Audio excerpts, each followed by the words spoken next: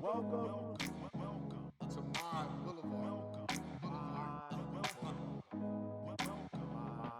What's up, everybody? We are here again. We are here with David. We're Hey, guys. just talking about safe spaces and really just talk about our journey. And so right now we're going to talk specifically about addiction.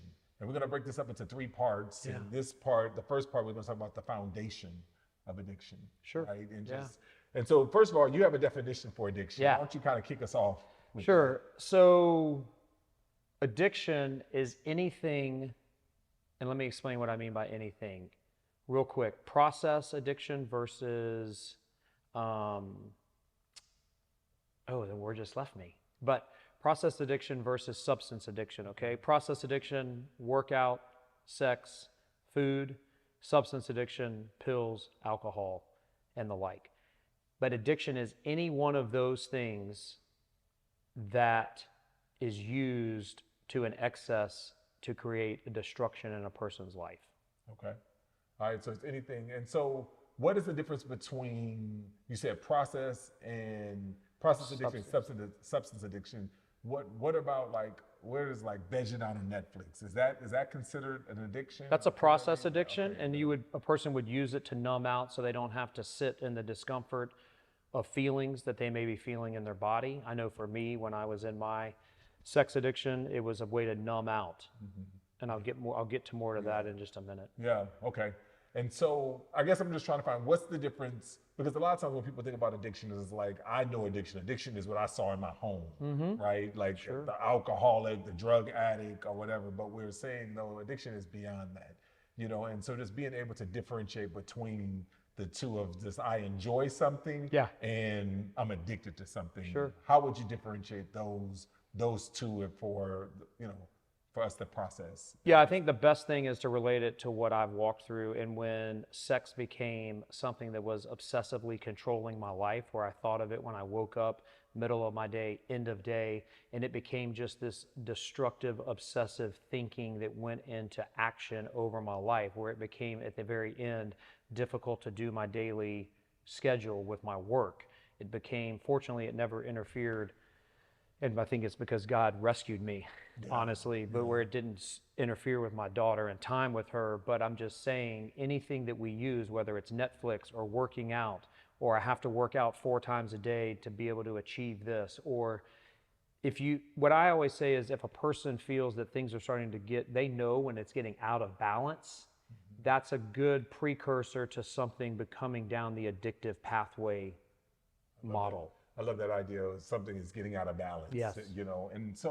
And so in your life, when we start this one, we're talking about this foundational, addiction. When did you start in your story and walking through addiction?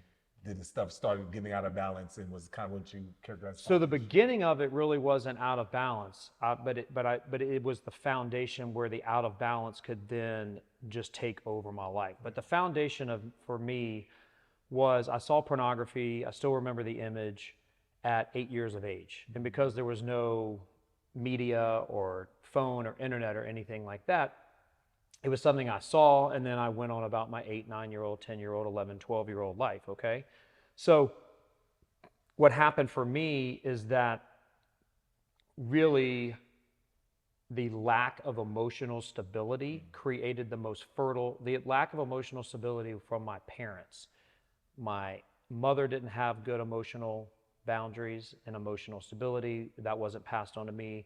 And I relayed that to a previous segment of when I lived with her for the first 9 years. And then the second 9 years when I lived with my father and my stepmother, there is something called, I think it's the Mojave Triangle. That's the psychiatrist that did it. But my basic needs were met, but anything past basic needs was not met, meaning I was fed, I was clothed, I was sheltered, I was provided a good education, but all the things that lead to becoming self-aware and self-actualization and security in the Lord were missed. And so what I mean by that is there was no emotional guide to be able to understand how to walk through really difficult things in life, or just how to enjoy things in life without feeling guilty about them. And that was what made you seek things that can help you numb out.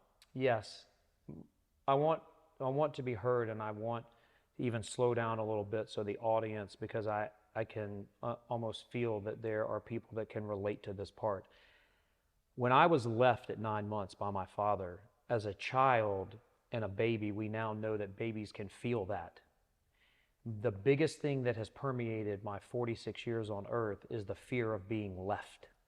It was laid then, and the fact that I didn't have someone to walk through difficult emotions and have the freedom to be able to discuss these things, or my dad and stepmother meeting in an affair and just having these open conversations in our family, and people weren't honest about their past.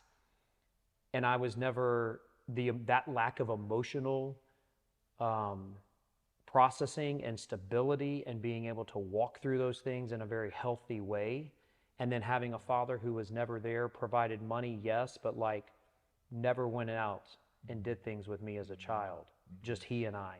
Yeah. I don't know if he had the support of my stepmother to say, hey, go hang out with David, go take him to dinner. I don't know those answers because I still to this day cannot get them, Right. if that makes sense. Right.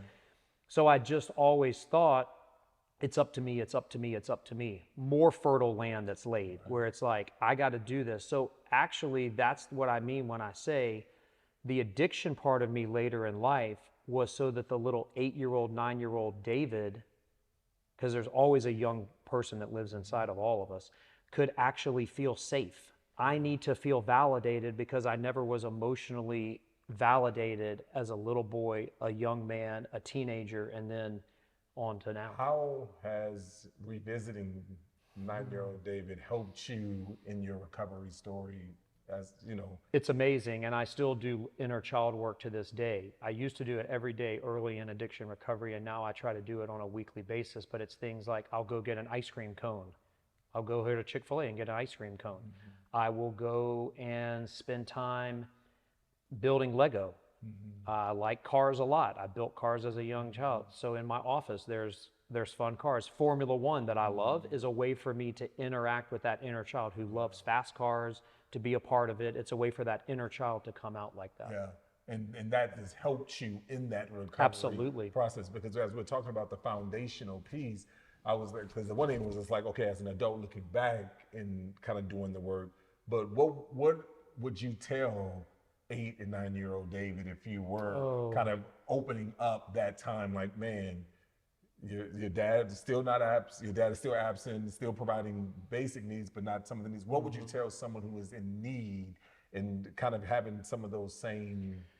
So as I've discovered the inner child within myself, that each person on this planet has an inner child, it can be something as simple as me driving down the road and saying, going back to that 8 or 9, 10-year-old little boy and saying, hey, I love you so much. I love to spend time with you. Yeah. You matter to me. I value time with you. The things that I wish my dad had said, or the things I wish my dad had done, I go back and do those things to reparent. It's actually in therapy called, I'm going to go back and I'm going to reparent my inner child and raise that child up so that now that child can come into adulthood in the way that we were designed to do. Yeah. So how do you deal with, because your dad has never come and asked you for forgiveness. You shared even some of the things that there's still tension. There's like, so all of that is still taking place. How do you get through or break through when, especially when someone has done the harm to you in that period? Like, how do you get beyond that and not hold, because so many people are dealing with daddy wounds, mother wounds, sibling wounds, but it's just like they don't feel like they can get that release until there's like someone they ask for forgiveness. But when the person never asks for forgiveness, how do you not keep yourself in that cage? So what I want to say here with all scriptural, because obviously I believe for me in my life, scripture is 100% true. But when someone says, well, just 70 times 7 is like Jesus, absolutely 70 times 7. But let me tell you what that looks like. I have forgiven my father and my stepmother and my mother because I want to be free. Yeah. They will never come and ask for forgiveness. Now, my mother has, to her credit, and we've actually walked and made huge strides. My stepmother will never apologize. I have never heard her apologize except 2 times in my entire 46 years, even about things that she may do wrong, just that, hey, I communicated in a bad way. Yeah. And my father, to this day, when he chose to bastardize me via the you know, annulment in the Catholic Church over the last 2 years, he still will defend it to this day that that's not what he did. Yeah. They are emotionally incapable of being in touch with their inner child, my stepmother and my father. They will never apologize unless God changes their hearts. So what I do is I say, Lord, I prayed it this morning. Actually, this is a great question. Hey, God, I surrender them on the altar. I wish them nothing but the best. I hold no ill will towards them. Please give me the strength today when things come up that I can release them back to you.